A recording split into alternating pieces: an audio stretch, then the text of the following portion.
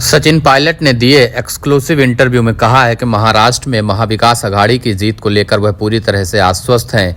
बहुमत मिलने के बाद मुख्यमंत्री को लेकर फैसला करने में गठबंधन के घटक दलों को देर नहीं लगेगी। उन्होंने यह भी कहा कि किसे कौन सा पद दिया जाए, इसके फैसले में भी एक दिन से ज्यादा का समय नहीं लगेगा। पायलट को पार्टी ने मराठवाड़ा क्षेत्र का प्रभार दिया था। उन्होंने महाराष्ट्र, झारखंड उपचुनाव वाले निर्वाचन क्षेत्रों में व्यापक प्रचार प्रसार किया है। कांग्रेस के नेता ने चुनाव बाद सर्वेक्षण यानी एग्जिट पोल के उन संकेतों को खारिज कर दिया कि दोनों राज्यों में भारतीय जनता पार्टी के नेतृत्व वाले गठबंधन को बहुमत मिलेगा। नतीजों से एक दिन पहले दिए एक्सक्लूसिव इंटरव्यू में पायलट ने कहा कि महाराष्ट्र और झारखंड विधानसभा चुनावों के साथ साथ विभिन्न राज्यों में उपचुनावों में नतीजे भाजपा और राष्ट्रीय जनतांत्रिक गठबंधन यानी एनडीए को हकीकत रूबरू कराएंगे। हरियाणा में हार के बाद हाल के विधानसभा चुनावों में पार्टी की संभावनाओं के बारे में सचिन पायलट ने कहा कि हरियाणा एक झटका था और बहुत ही आश्चर्यजनक था, लेकिन महाराष्ट्र और झारखंड की एक अलग कहानी है। मतदाताओं में महाराष्ट्र में बदलाव की स्पष्ट इच्छा है, क्योंकि जो डबल इंजन की सरकार चल रही थी, मतदाताओं की किसी भी उम्मीद पर खरी नहीं उतरी थी। पायलट ने कहा, हमने जिस तरह अभियान चलाया, जिस तरह की गारंटी का वादा किया था, हमारे गठबंधन सहयोगी दल उम्मीदवारों का चयन, हमारे बयान सकारात्मक रहे और उसे अच्छी प्रतिक्रिया मिली। इसलिए मुझे लगता है कि हम महाराष्ट्र में सरकार बदल देंगे। पायलट ने विधानसभा चुनाव प्रचार के दौरान कुल 55 जनसभाएं की, जिनमें से 2 दर्जन से अकेले महाराष्ट्र में थीं।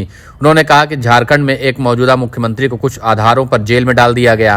आखिरकार उच्चतम न्यायालय से उन्हें राहत मिल गई। उन्होंने कहा कि केंद्रीय एजेंसियों का इस तरह का दुरुपयोग राज्य के मतदाताओं को रास नहीं आया।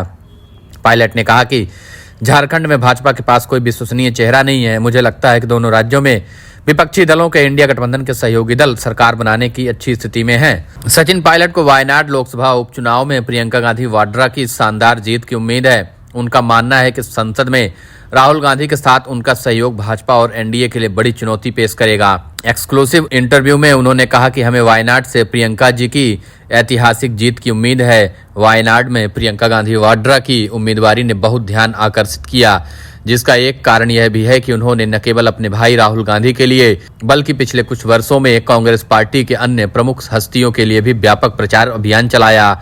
सचिन पायलट ने कहा कि वह कई वर्षों से पार्टी में काम कर रही हैं। उन्होंने राहुल जी, सोनिया जी, यहाँ तक कि राजीव जी के लिए भी बड़े पैमाने पर प्रचार किया है। इसलिए वह देश भर के पार्टी कार्यकर्ताओं के साथ बहुत अच्छी तरीके से जुड़ी हुई हैं।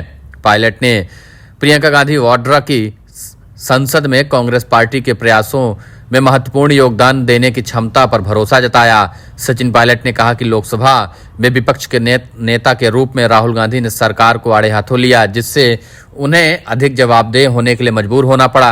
प्रियंका जी के शामिल होने से एनडीए के लिए और मुश्किल खड़ी हो जाएगी। लोकसभा में एक और एक मिलकर 11 हो जाएंगे। संसद में राहुल जी के साथ उनका जुड़ना निश्चित रूप से भाजपा और एनडीए की रातों की नींद हराम कर देगा। इस साल के शुरुआत में आम चुनावों के दौरान वायनाड और रायबरेली दोनों सीटों पर जीत के बाद राहुल गांधी द्वारा सीट खाली करने के कारण वायनाड उपचुनाव की आवश्यकता पड़ी, जिसमें 16 उम्मीदवारों के बीच कड़ी प्रतिस्पर्धा देखने को मिली है। 13 नवंबर को इस उपचुनाव में प्रियंका गांधी वाड्रा सीपीआईएम के नेतृत्व वाले एलडीएफ के सत्यन मोकेरी और भाजपा के नेतृत्व वाले एनडीए से नव्या हरिदास मुख्य दावेदार थे। नतीजे कल आ जाएंगे।